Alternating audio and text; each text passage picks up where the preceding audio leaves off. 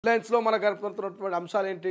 60 మంది మహిళా ఎమ్మెల్యేలని భవిష్యత్తులో మనం చూడబోతున్నాం అనేటి ఒకట ముఖ్యమంత్రి అంశం కావచ్చు, లేకపోతే కేటీఆర్ అధికార కాంగ్రెస్ మీద చేస్తున్నటువంటి కామెంట్స్ కావచ్చు, ఫోన్ ట్యాపింగ్ విషయం కావచ్చు, కాళేశ్వరం విచారణ తుది దశకు రావడం కావచ్చు, మావోయిస్టుల ఎన్కౌంటర్ కావచ్చు, ఇట్లా చెప్పుకుంటూ పోతే అనేకమైనటువంటి అంశాలు మనకు హైలైట్ కనిపిస్తున్నాయి. ఒక్కసారి ఎక్స్ప్లెయిన్ చేసుకుందాం ఏం జరుగుతుంది రాష్ట్రంలో, ఫోన్ ట్యాపింగ్లో ఏం జరగబోతున్నది, కాళేశ్వరంలో ఏం జరగబోతున్నది, అసలు రాష్ట్ర రాజకీయాలు ఎటువంటి పరిణామాలకు దాడి చేయబోతున్నాయి, జూబ్లీహిల్స్ ఉప ఎన్నికల్లో ఏ పార్టీ గెలిచే అవకాశం ఉన్నది, ఎవరిని బరిలోకి దించే ఛాన్స్ ఉన్నది, ఇట్లా అన్నిటి గురించి కూలంకుషగా మనం క్లియర్గా మాట్లాడుకునేటువంటి ప్రయత్నం చేద్దాం.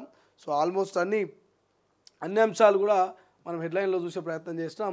ఒక్కసారి పూర్తి ఎక్స్ప్లెనేషన్లకు కూడా వెళ్ళేటటువంటి ప్రయత్నం చేద్దాం. సో రైట్, ఒకసారి ఎక్స్ప్లెనేషన్లో కూడా మనం వెళ్ళేటువంటి ప్రయత్నం చేద్దాం.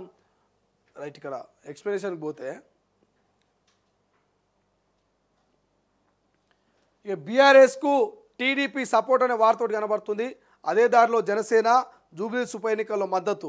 ఇక లోకేష్ను కోరిన కేటీఆర్ ఇదే విషయమై ఇద్దరి సీక్రెట్ భేటీ, ఇదే విషయం పైన ఇద్దరు సీక్రెట్ భేటీ అంటే వార్త కనిపిస్తుంది. రాజకీయ వర్గాల్లో జోరుగా ప్రచారం. గోపీనాథ్లు లోకేష్కు అత్యంత సన్నిహితులంట. సో మాగంటి ఫ్యామిలీకి బీఆర్ఎస్ టికెట్ గెలిపించాలని లోకేష్కు కేటీఆర్ రిక్వెస్ట్. టీడీపీ నిర్ణయంపై ఇరు పార్టీలో ఉత్కంఠ. ఇటీవలే మృతి చెందిన గోపీనాథ్ అంటూ వార్త కనిపిస్తుంది. సో తెలంగాణ రాజకీయాల్లో కీలక పరిణామాలు చోటు చేసుకుంటున్నాయి. రాష్ట్రంలో పట్టు కోసం 3 ప్రధాన పార్టీలు పోటీ పడుతున్నాయి.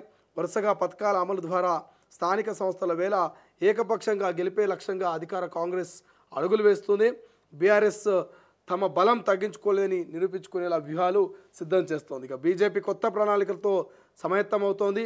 ఇదే సమయంలో ఏపీ మంత్రి, టీడీపీ జనరల్ సెక్రటరీ లోకేష్తో బీఆర్ఎస్ వర్కింగ్ ప్రెసిడెంట్ కేటీఆర్ రహస్యంగా భేటీ అయ్యారనే ప్రచారం తెలుగు స్టేట్స్ పాలిటిక్స్లో హాట్ టాపిక్గా మారింది.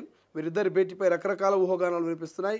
ఇక జూబ్లీహిల్స్ ఉప ఎన్నిక వేళ ఈ చర్చకు కొన్ని లీకులు అయితే ఇరు పార్టీల శ్రేణుల్లో ఉత్కంఠగా నెలకొన్నటువంటి పరిస్థితి మనకు కనిపిస్తుంది. సో సరే, ఏదేమైతేనే కానీ టీడీపీ పార్టీకి సంబంధించి ఏదైతే ఇదే సమయంలో ఏపీ మంత్రి, టీడీపీ జనరల్ సెక్రటరీ లోకేష్ను BRS party working president KTR కలిసిండు. ఎవరిని కలిసిండే? టీడీపీ మంత్రి, TDP general secretary AP Nara లోకేష్ను మరి బీఆర్ఎస్ పార్టీ వర్కింగ్ ప్రెసిడెంట్ మాజీ మంత్రి కేటీఆర్ కలిసిండు ఒక 2-3 సార్లు. ఎందుకు కలిసినటువంటి అంశాల మీద అనేకమైనటువంటి వ్యూహాగానాలని ప్రచారం చేస్తున్నారు. అధికార కాంగ్రెస్ ఒకటి, బీజేపీ ఒకటి, ఇక బీఆర్ఎస్ పార్టీ లీకులు ఒకటి. సో ఏదేమైనప్పటికీ మాత్రం ఇక్కడ ఉన్నటువంటి చర్చ ఏంది? జూబ్లీహిల్స్ ఉప ఎన్నికల్లో మాకు మీరు మద్దతు ఇవ్వాలి. జూబ్లీహిల్స్ ఉప ఎన్నికల్లో మీరు మద్దతు ఇస్తే మేము ఖచ్చితంగా గెలిచే అవకాశం ఉంది. ఎందుకంటే అక్కడ కొంత సెటిలర్స్ ఉంటారు, కొంత ఏపీకి సంబంధించినటువంటి కొంతమంది సెటిలర్స్ ఉంటారు, ఎక్కువ ఓట్ బ్యాంక్. కాబట్టి టీడీపీ కనుక మాకు మద్దతు ఇస్తే, టీడీపీ జనసేన ఆల్రెడీ ఏపీలో పొత్తు కాబట్టి ఆల్మోస్ట్ జనసేన కూడా ఇచ్చినట్టే, టీడీపీ జనసేన 2 కనుక మద్దతు ఇస్తే మరి బీఆర్ఎస్ పార్టీ ఈ కూటమిలో భాగంగా బయటపడేటువంటి అవకాశం ఉంటుంది. మరి ఈ టీడీపీ జనసేన ఏపీలో బీజేపీతో పొత్తు పెట్టుకున్నప్పుడు, మరి కేంద్రంలో కూటమిలో ఉన్నప్పుడు,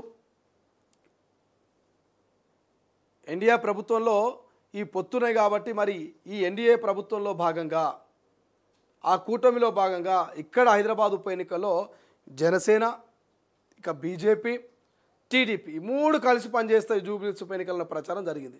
మరి ఇప్పుడు నిజంగానే కూటమిలో భాగమైనటువంటి బీజేపీకి మద్దతు ఇస్తాయా ఉప ఎన్నికల్లో? ఏది జనసేన, టీడీపీ, లేకపోతే బీఆర్ఎస్ అడుగుతున్నటువంటి రిక్వెస్ట్ మేరకు బీఆర్ఎస్కి సపోర్ట్ చేస్తా అనేది ఒక ప్రశ్న. బట్ ఏదేమైనప్పటికీ ఆల్మోస్ట్ ఎక్కువలో ఎక్కువ అంటే 100కి 90% మాత్రం బీజేపీకే సపోర్ట్ చేస్తుంది టీడీపీ జనసేన. కేటీఆర్ పోయి రిక్వెస్ట్ చేసినా కాళ్ళ మీద పడి మరి కనికరించమన్నా కూడా నాకు తెలిసి అయితే టీడీపీ బీఆర్ఎస్కు సపోర్ట్ చేయదు. ఎందుకు చేయదంటే దానికి కూడా కొన్ని క్యాలిక్యులేషన్స్ ఉంటాయి. బట్ కేటీఆర్ కలిసినటువంటి సందర్భాన్ని ఆసరాగా చేసుకొని కొంత ప్రచారం అయితే జరుగుతూ ఉంది. ఏంది? కేటీఆర్ మరి ఇక్కడ జూబ్లీహిల్స్ ఉప ఎన్నికల్లో మాగంటి గోపీనాథ్ టీడీపీకి చాలా అనుబంధం ఎక్కువ. సో గోపీనాథ్ లోకేష్కు చాలా దగ్గర సంబంధం ఉన్నటువంటి నేపథ్యంలో మరి గోపీనాథ్ కుటుంబాన్ని బరిలోకి దించాలనుకుంటున్నాం.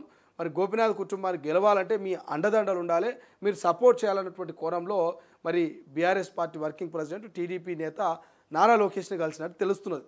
బట్ కలవడంలో తప్పు లేదు, కానీ వాళ్ళు సపోర్ట్ చేస్తారా చేయరా అనేది ప్రశ్న. ఆల్మోస్ట్ 100కి 90% ఇక కేటీఆర్కు టీడీపీ సపోర్ట్ ఉండదు. బట్ ఈ ఉప ఎన్నికల్లో బీఆర్ఎస్ గెలవాలనేది చాలా కసిగా ఆలోచన చేస్తున్నారు. ఒకవేళ బీఆర్ఎస్ కనుక ఈ ఉప ఎన్నికల్లో గెలవకపోతే తెలంగాణ ప్రజలు పూర్తి విశ్వాసాన్ని కోల్పోతారు. అసెంబ్లీ ఎన్నికల్లో సీటు తగ్గినాయి, పార్లమెంట్ ఎన్నికల్లో గుండుసునిచ్చారు, ఇక ఎమ్మెల్సీ ఎన్నికల్లో పోటీ చేయలేదు.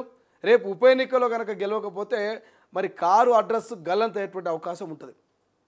లోకల్ బాడీ ఎన్నికల్లో ఇక అది పక్కన పెట్టండి, లోకల్ బాడీ ఎన్నికల్లో గెలిచినా గెలవనట్లే.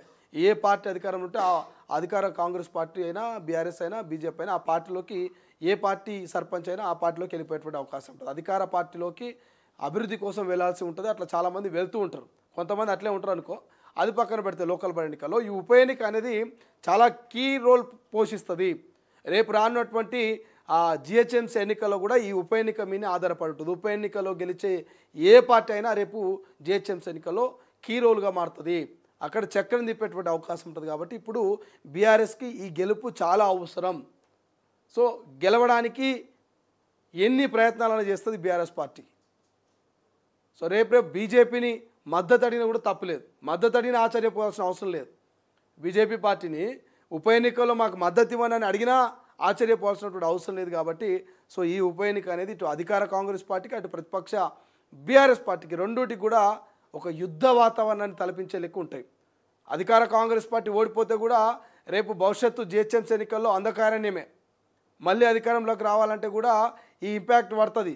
ఉప ఎన్నికల్ని అధికార కాంగ్రెస్ పార్టీ అధికారంలో ఉండి ఓడిపోయిందంటే రేపటి అసెంబ్లీ ఎన్నికల్లో మళ్ళీ ఏం గెలుస్తాయని ఒక సంకేతాలు జనాలకు పోతాయి. కాబట్టి అధికార కాంగ్రెస్ పార్టీకి ఈ జూబ్లీహిల్స్ ఉప ఎన్నికలో గెలవడం అనేది చాలా ఇంపార్టెంట్, గెలుపు అనేది చాలా ఇంపార్టెంట్. కాబట్టి ఈ రెండు పార్టీల మధ్య గట్టి ఫైట్ ఉండేటువంటి అవకాశం ఉంటుంది. కాబట్టి చూడాలి బీజేపీ మరి బరిలోకి దిగుతుందా, లేక జనసేన టీడీపీ మద్దతు కూడా పెట్టుకుంటుందా బీజేపీ, లేక జనసేన టీడీపీ మద్దతు బీఆర్ఎస్ కూడా పెట్టుకుంటుందా, ఏం జరుగుతుంది, ఏ కూటమిలో భాగంగా మరి ఇక్కడ ఉప ఎన్నిక జరగబోతుంది అనేది భవిష్యత్తులో చూడాల్సినటువంటి అవసరం ఉంది. ఇప్పటికైతే గెలుపు